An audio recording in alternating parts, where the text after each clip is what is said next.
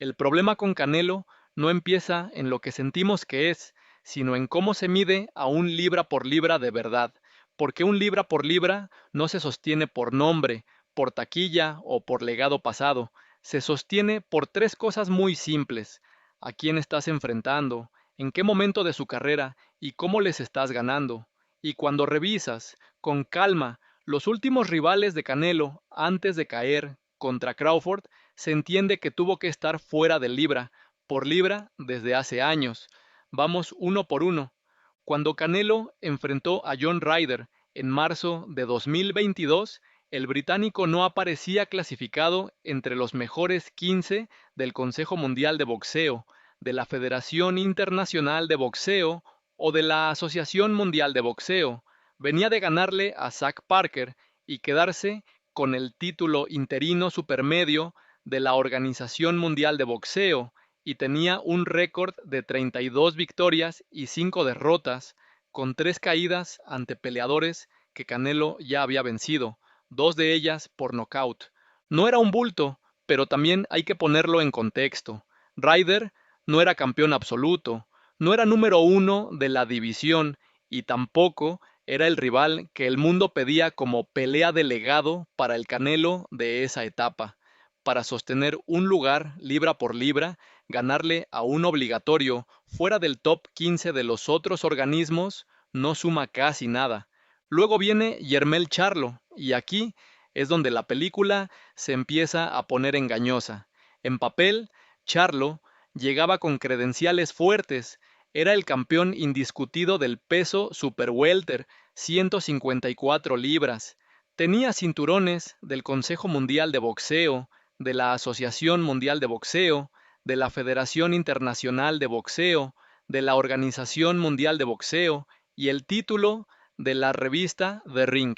Y en las listas de The Ring aparecía como número 9 libra por libra hacia finales de 2023, precisamente por haber unificado toda su división. Sobre el papel suena espectacular. Canelo contra un campeón indiscutido, top 10 libra por libra, pero cuando afinas el lente, el problema es otro. Charlo no estaba rankeado en supermedio, 168 libras, porque nunca había peleado ahí. Subió 2 divisiones de golpe para retar a un Canelo que ya llevaba tiempo asentado en las 168, siendo campeón indiscutido de la categoría.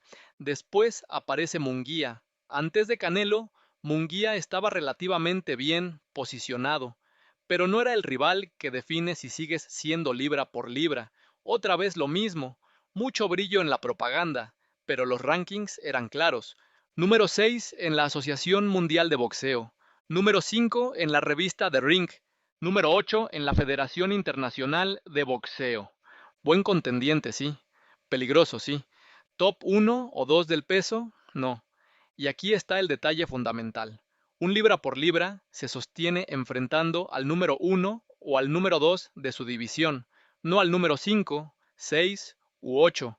Con Munguía, Canelo no defendió estatus libra por libra, solo defendió cinturones ante un retador legítimo, pero no élite. Luego viene Edgar Berlanga, que estaba así, número 4 en la Asociación Mundial de Boxeo. No estaba en el top 10 de la Federación Internacional de Boxeo, no figuraba como contendiente élite en otras listas independientes. Era un hombre mediático, comercial, fuerte para el mercado boricua, pero Berlanga no era top mundial del peso. Era un prospecto grande, no un contendiente consolidado. Y cuando llegamos a William Scholl, la situación se vuelve todavía más evidente.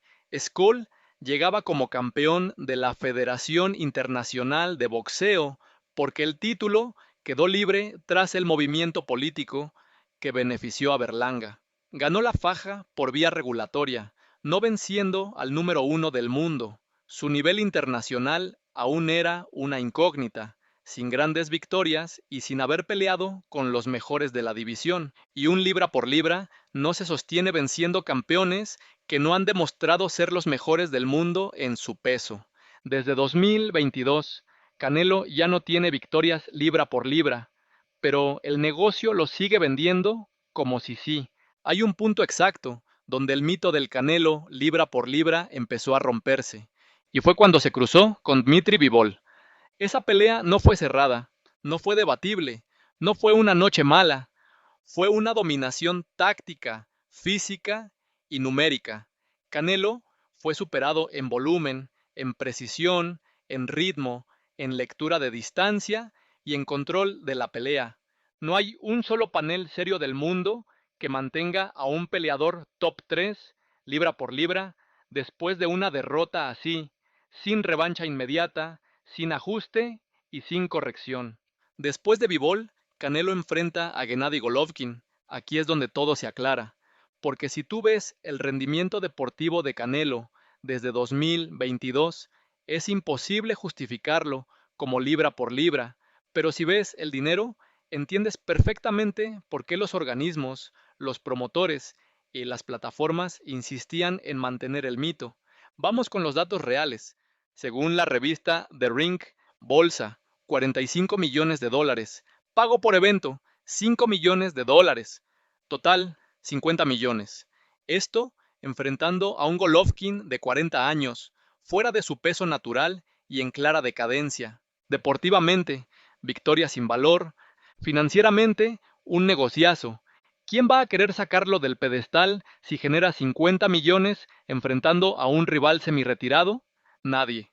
Según Dan Rafael, hasta 700,000 pagos por evento, 59 millones, 500,000 dólares en ingresos por pago por evento.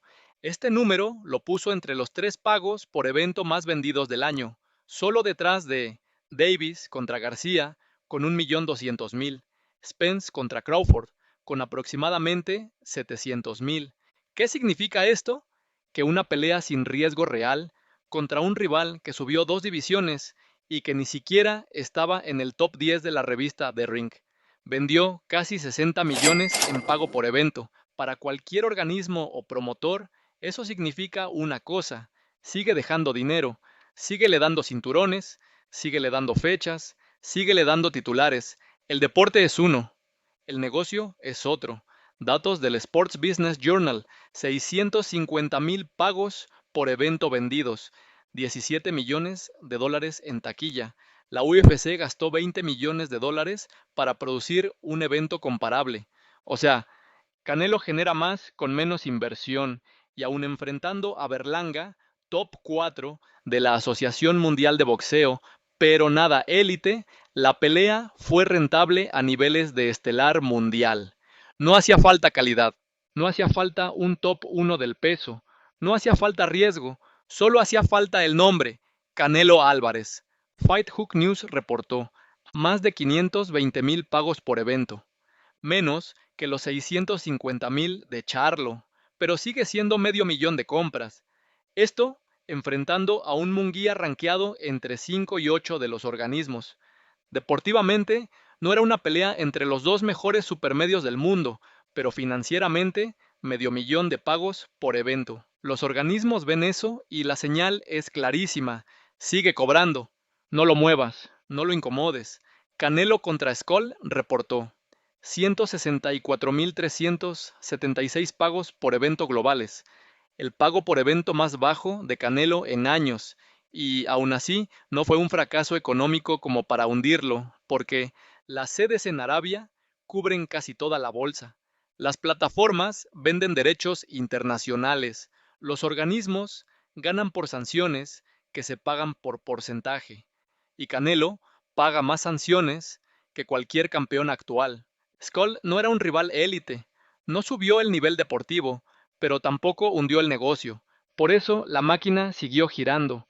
Un boxeador que deja 50 millones, 60 millones o 500,000 pagos por evento siempre será conveniente para los organismos, aunque ya no sea el mejor del mundo. Hubo un momento, su mejor momento, en el que Canelo era una máquina, un peleador completo, fuerte, explosivo, con combinaciones, ritmo y lectura defensiva. En su prime, Canelo tiraba entre 500 y 700 golpes por pelea, un volumen ofensivo alto para un boxeador tan táctico y contragolpeador. Pero entre 2022 y 2025, El número cayó a un rango de 350 a 420 golpes totales, una reducción de casi 40% en actividad ofensiva. Eso, para un libra por libra, es una alarma gigantesca, y no es solo volumen.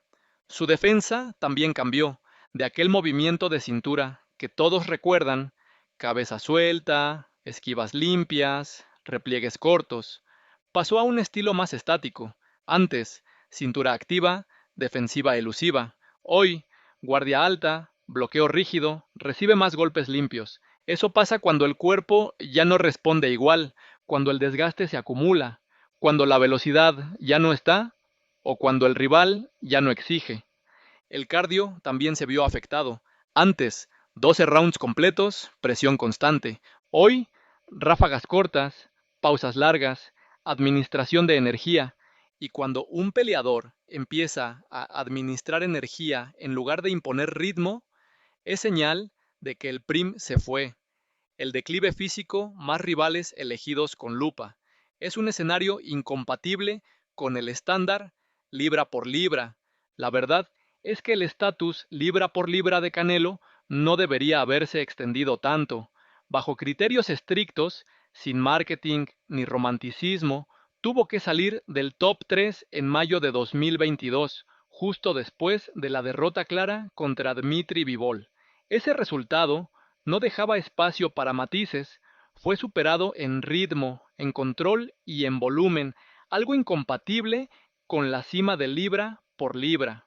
Luego, en septiembre de 2023, tras vencer a Jermell Charlo, debió salir también del top 10. Charlo subió 2 divisiones, venía de inactividad, no traía cinturones en juego y no representaba ningún tipo de amenaza real en las 168 libras. Literalmente, dejó su categoría para cobrar un cheque. Esa victoria nunca pudo sostener un ranking libra por libra. Y si por nombre todavía seguía colándose en 2024, el triunfo sobre Munguía era la señal definitiva de salida. Jaime no era el número 1 del peso, no tenía victorias élite recientes y nadie serio se mantiene en la lista libra por libra derrotando contendientes de ese nivel.